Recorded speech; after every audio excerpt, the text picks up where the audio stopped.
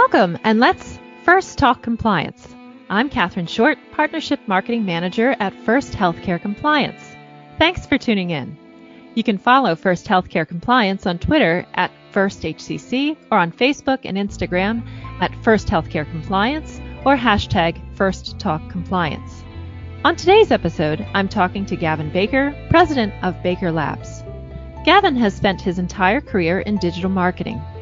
His firm provides strategies and tactics for clients that create modern website designs, increased website traffic, improved search engine ranking, and high-value leads and patients.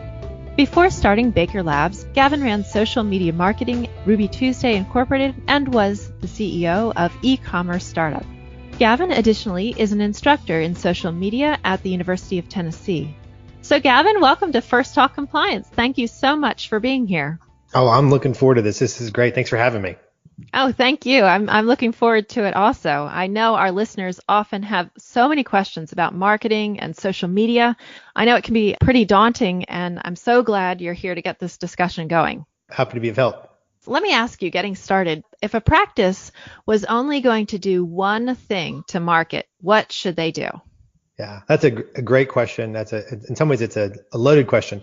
I would say the thing that a practice should do or a business should do is they should really define a goal. And so that's a little bit different answer than maybe you're expecting. But so many of these businesses that we work with just don't have a goal. I mean, they've grown organically for years, but they're not thinking necessarily strategically about marketing because they haven't had to. But times have changed and they need to do that. So they really need to begin to think about, okay, great. How many new patients do we need? How many do we want? What's a break-even point or a growth point, and then work backwards from that. And like anything in life, if you don't, the vaguer the goal, the less likely you are to reach it, right? So on the spectrum of goals, you could have a patient number, like we need 50 new patients, or 50 for this type of procedure, or 100, or whatever the number is. And we're just using examples.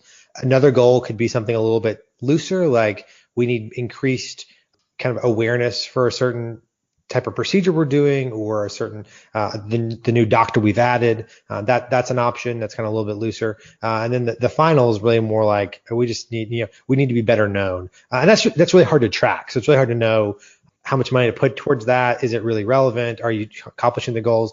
So we normally try to push towards the more specific the goal as possible, because then from there you can build a marketing plan that really supports that goal. Because you can start to work backwards into, okay, great, we need to market and we need to do it within this time frame. So for example, we have so many tools available to us in today's world for marketing. And so if we had to add a significant amount of patients, or if you had to really grow the awareness of a practice or a business in the short term, you might turn to something like Google advertising. So ads on Google, because those can be turned on pretty much immediately, relatively speaking. And so you could get that going. Now they can be expensive, but you can get it going up really quickly. Whereas something, if the goal is a little longer term, we had a client before that knew that they couldn't continue to spend the way they were spending on traditional marketing. So their costs for billboard, TV, direct mail were just going up and up, and they knew they couldn't sustain it. But they didn't have a problem today they had to fix. They really needed to fix the problem in the next 18 months.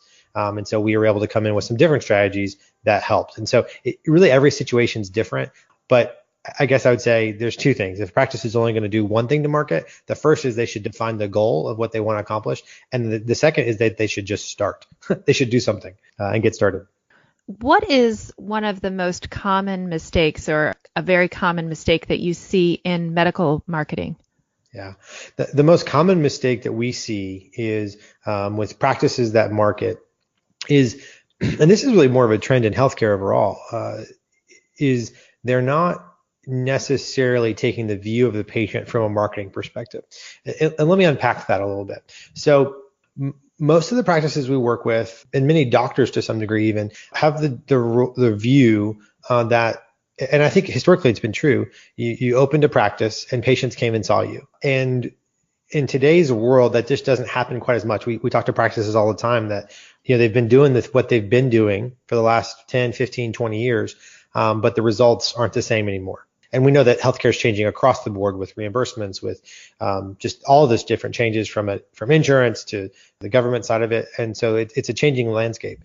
And so the most common mistake we're seeing is that doctors and practices are continuing to operate in the same way that they did from a marketing perspective or from a patient perspective, as it was 20 years ago. But everything has changed. And so one of the biggest things that's changed, and this is pretty easy to understand for anybody who has insurance, is that patients are paying far more of their costs, right? Copays and all insurance costs have gone up. So healthcare consumers are actually a lot more conscious of the cost of healthcare. And so what's happening is they're starting to act more like consumers. So one of the mistakes that happens in medical marketing is you'll see someone market a practice market, and the message of what they're doing isn't clear. So it's not clear why you would go see them. It's not clear on what they would do to help you. And so it often tends to be much broader, the best doctors, or maybe it's a picture of the doctor's face or something like that, which has a place for sure. But if it's the only thing you're doing, if you put your hat on to think like a patient, well, the patient has a pain, right? Or the potential patient has pain of some kind. That might be their legs hurt, or it could be that they can't see as well, or it could be that they're afraid their balance is off and they're afraid of falling, and all of those things. And so you need to begin to think about how those pains affect them, and then to some degree update your marketing message to reflect that. And so when you do that, what happens is the patient's actually able to understand how you can help them, because you're being empathetic in your marketing. They're understanding that you understand their problems, and now they'll come in and see you because of that. I think that the mistake is doing the opposite of that, is thinking almost provider centric versus patient centric when it comes to the marketing message. Like I said, I think there's a role for both of those. But when someone's Googling, unless they're Googling a doctor's name specifically, they're really looking to solve a medical pain problem, not necessarily trying to find that specific doctor. And so the marketing message just needs to relate to what they're having in their life as a pain. And you'll see better results because now it's relevant, and they can understand, oh, they can help me with this. Thus, they'll come in and move forward. Right. So making it more patient-centric as opposed to the practice or doctor-centric. Correct. Yeah. What do the patients then care about when they're searching online?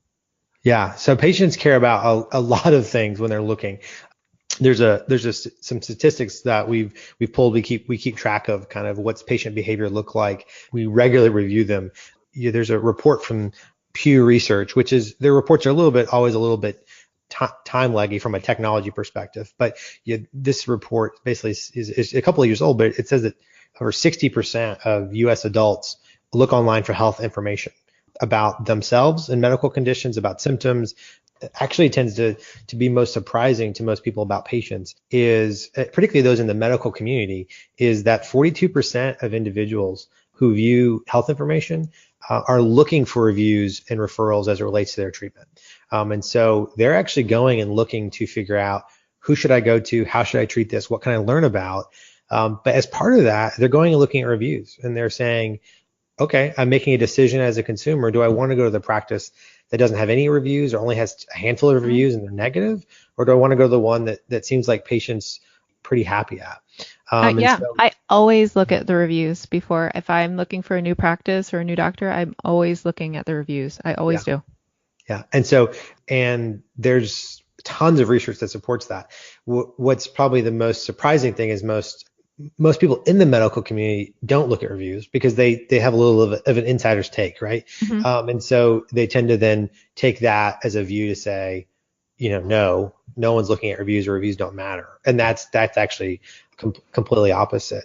The other thing is going back to the Dr. Google, this is from Pew again, but 53% of people who search are attempting to diagnose that medical condition. So they're looking for information, right? Because I think one of the changes that, going back to what people ask about, one of the things that's changed in healthcare is that people people recognize that they have power in looking up their information, and they can certainly find bad information. This isn't about the quality of it to some degree, but the behavior is that they're going to go look for information, and they're going to take it with them into a treatment room or into a medical environment. And part of that is really just because they're trying to make sense of what's happening to them, but part of that is because they're aware that they have some responsibility in their own health journey, right? And so they can have some power here, and knowledge is power to some degree. And so they're trying to, and it's not always right, but they are going to go do that. And so I think from a marketing perspective, you need to understand that they're going to go look for it. And so if you can be the provider of it, that's actually preferred. Most patients actually prefer to hear from doctors and hospitals on this type of topic. They'd rather hear from those. It's a much better source of information for them than some random website. But if there isn't that, they're gonna find what they find. And so I guess the whole point of what they're looking for is they're looking for information that can help them understand more about the pain they're having, or the problem they're having, and then they're trying to figure out how to fix it. One of the most interesting things that we found in research is that you'd probably think that most people don't want to know details of health, right? They don't want to, their eyes, you think their eyes might glaze over, and that's relatively true. So when we work with our clients, we often write content, medical content for them, and we're writing in common language, so we're trying to turn if you had a scale of medical journal to magazine kind of editorial writing, we're trying to be a little above editorial versus medical journal. But the interesting stat, and this really shocked me when I read it, is that after patients kind of have an entry point to like reading about a procedure or about a topic, particularly in things that are a lot bigger, like cancer, they dive in deep, and they really want as much as they can consume on these topics. Because I think it's a mechanism that helps them feel like there's this thing in their life that's hurting them, and they're able to have some more power over it by knowing more about it. And so going back to what they're looking for, sometimes they're looking for basic information, and sometimes they're looking for like the real details, and it just depends on the scenario. But overall, patients, when they go online, they're looking to kind of learn about their treatment options. They are looking to go look at a physician. So on our client websites, oftentimes the actual website profile pages for the doctors are some of the highest viewed pages, which makes sense. That's they want to know who these people are that they're going to treat them. But so they're looking for reviews. They're basically trying to figure out, if you think of the start of the query, they're starting at the search of what kind of pain do I have, and then they're learning into how do I treat it, and then to where do I go to treat it, and then who to treat it is kind of the process they follow. And it's a change. It's definitely new. It's a whole different world as it relates to that from marketing 20 years ago, for sure. If you're just tuning in, you're listening to First Talk Compliance, and my guest today is Gavin Baker, president of Baker Labs, a digital healthcare marketing media firm. So Gavin, what is the next big trend in marketing? The big trend right now that we're seeing is video marketing. So using video to market. So that's everything from just recording a video on your phone and posting it to social media, all the way up through major productions about almost documentary type of marketing, types of media. Beyond that, this kind of goes back to what we talked about with the theme of patient centric, is that patients want their information now, and so one of the trends that we see in the industry overall, in the industry as a whole, it's moving towards is adding live chat to websites. It's prevalent in all kinds of businesses, but not necessarily in healthcare yet. But the trend would be patients want the information they want now. They want convenience. So how do we get them convenience? Otherwise, they may just move on to the next place.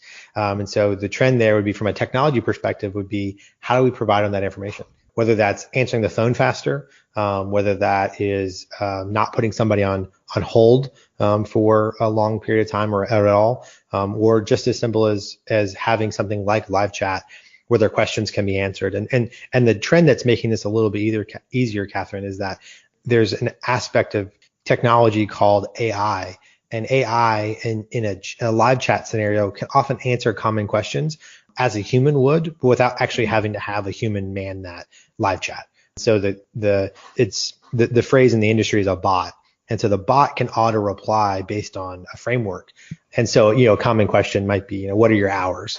Well, they can understand that question plus a number of permutations of it and understand, okay, great. When someone asks, what are your hours, or when are you open, or, how can I make an appointment? They can understand those questions and answer in human language, but as a real person would, but not actually have a real person man it. So that's a trend that's going to come because we want that. And research across the board outside of healthcare shows that when you can answer someone's question, if they're calling to make an appointment or they're calling to do something, if you can do that when they call, you're far more likely to actually turn them into a new patient or a new customer.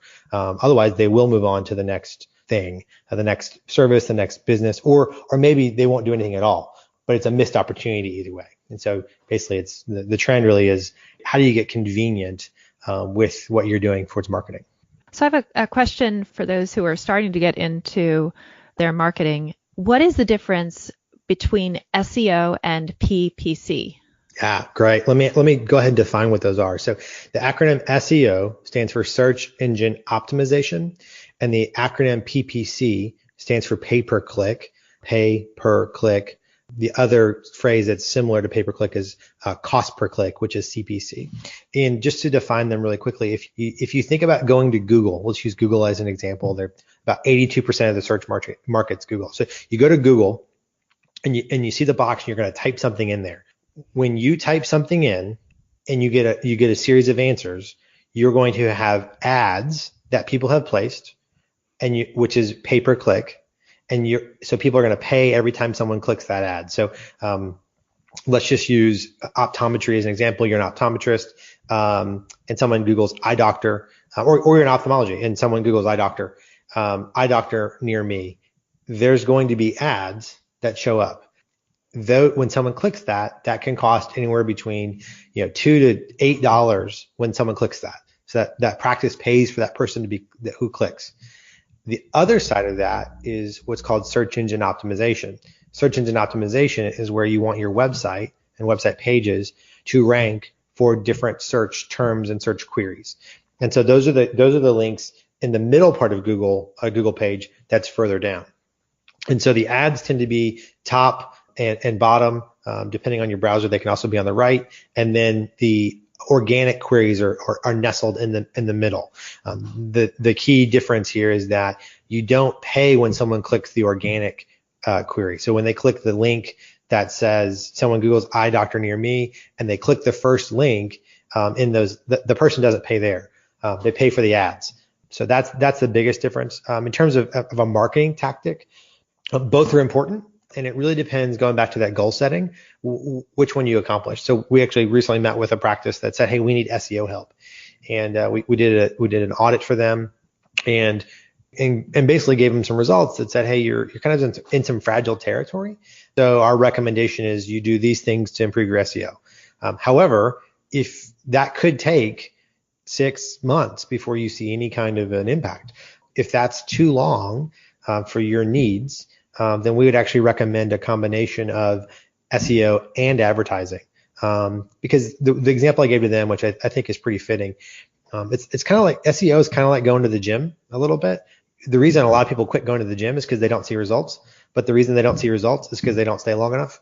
So if on January 1st or January 2nd, you show up at the gym and you show up every day or 3 times a week for an hour and you do the right things, even if you did that, you're still not going to see results probably for the first, significant results for the first 2 months, probably maybe in 3 months. But then months 4, 5, and 6, you're going to see some tremendous changes. That's kind of SEO. You got to build a foundation. You have to move forward in the right way. You got to do the right things, and those factors begin to compound, and you see you see the results later on. Whereas advertising is probably more like some form of a much quicker acting scenario, right? You kind of pay your fee and you get the results right then. But then once you stop paying for it, it goes away. Mm-hmm. And so SEO is a longer term, more foundational staying power. Ads are much quicker. Most of our clients have a combination of both because of the nature of their industries. But that's the main difference is one is kind of fast acting, the other's not. Research actually shows a lot of people who Google don't know that there's a difference, so they're not necessarily telling a difference there. They're not they don't have that knowledge, even though it says sponsored or says ad, like it states it. They're just not as aware of it. And so you can with a combination of the two, you can kind of win that search engine page by applying tactics of both places. How do we know if we're spending the right amount on our marketing? Great question. We get this one from our clients pretty regularly. And normally what we say to them is it goes back to those goals. Because we got this question so much, we actually talk to a handful of consultants to do practice consulting, practice management consulting, just to get a feel from them. What do you recommend normally? And the numbers they came back with were actually kind of surprisingly universal. And so we have a blog post on our website that talks through basically how to determine a marketing budget. If you want your practice to maintain or grow organically, you should be spending somewhere between 2 and 3% of your gross budget, your gross revenues, on a marketing budget. If you want to be in growth mode, like if you need to be growing faster than your organic growth, or you need to be hitting some good numbers that are bigger and bigger every year, you need to be spending 4 to 5% of target gross revenues. Most practices, when they see this number, their eyes get a little bit big. But the thing to remember too is this isn't just the digital marketing budget. This is the overall marketing budget. So this goes into if you've got doctors who are going out and meeting with other doctors from just a strengthening of relationships type of scenario, because they can refer you patients. Well, that time needs to be kind of allocated to a marketing budget time frame. There's tons of things that probably fall under marketing that aren't traditionally in there. But then there do need to be pieces that go into, like we just talked about, SEO, pay-per-click, your website, your messaging, your social media, online reviews. These are all areas that, as the business of medicine and healthcare changes, as patients change in terms of how they seek it, need to be applied. And then that can even go into other more traditional forms like direct mail or billboards or TV. There are tons of marketing opportunities out there. It's really just the question of what are you doing and what are you counting in that in terms of what you want to accomplish. So what are some common myths about marketing in healthcare? The two biggest myths that we run into. The first is that you shouldn't do it. That it's indicative of being a not a profitable practice, or indicative of being a profit centric organization that all they want is more money. We hear that from people in the processes we talk to them.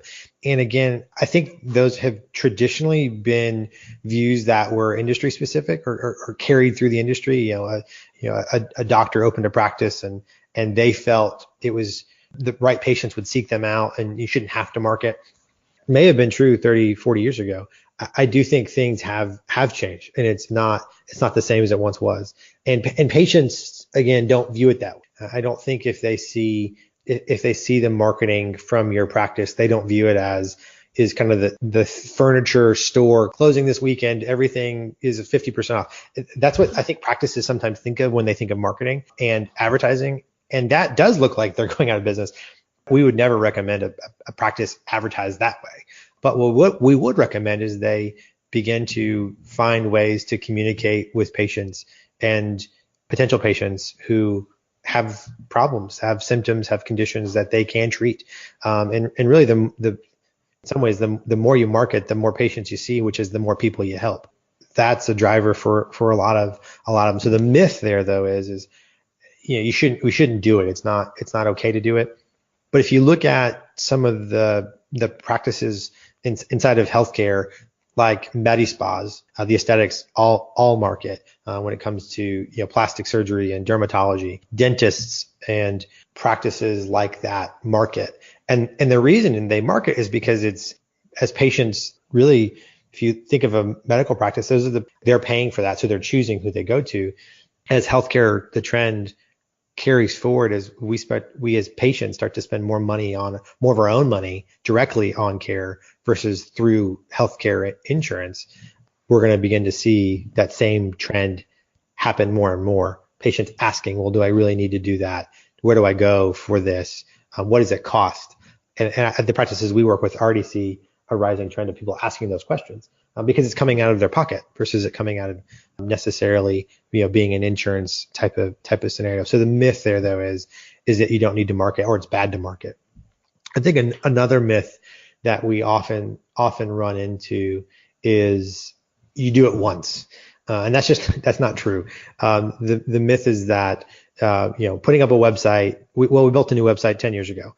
That doesn't work in today's world. Patients are healthcare consumers, and they're choosing to make decisions based on what they see and what they value. And they do need to see current trends. They do need to see a website that looks updated. They do need to see social media that has content. They do need to see reviews that are recent. All of those factors are pointing them towards choosing your practice to get the care they need. And so those don't come from one-time things. They come from consistently doing the right things, time and time, again, month over month, and then you receive those benefits moving forward. Well, I thank you so much, Gavin. We could talk about this forever. I mean, there's so many questions, and it's been really insightful. I know our listeners are going to appreciate this. Do you have any final thoughts for us? Yeah, one last thing. One of the biggest starting points we get people that ask us at is really around search engine optimization. They go Google themselves and they're not ranking the way they want to be, or they don't show up at all, which happens more often than you might think. And so if anyone that's listening is in that space, if you've Googled yourself, you Googled your practice, you don't see the reviews, you don't see the rankings that you want, we're offering a free SEO review. And all you'll need to do is go to bakerlabs.co/SEO review, and we'll give you you fill out a short form, and then we'll give you a review of kind of what's happening with your ranking and what you can do to improve it, and really begin to start that first step of making the right decisions as it relates to marketing your practice. So completely free. It's really just our way of helping people out because we know it's a common question, and so the report can open a lot of eyes to kind of what's happening and what's going on, both with you as well as your competitors. Great. All right. Well, thank you so much, Gavin. And thanks to our audience for tuning in to First Talk Compliance. You can learn more about our show on the programs page on healthcarenowradio.com and lend your voice to the conversation on Twitter at FirstHCC or hashtag FirstTalkCompliance. You can also email me at catherineshort@firsthcc.com. I'm Catherine Short of First Healthcare Compliance. Remember, compliance is the key to achieving peace of mind.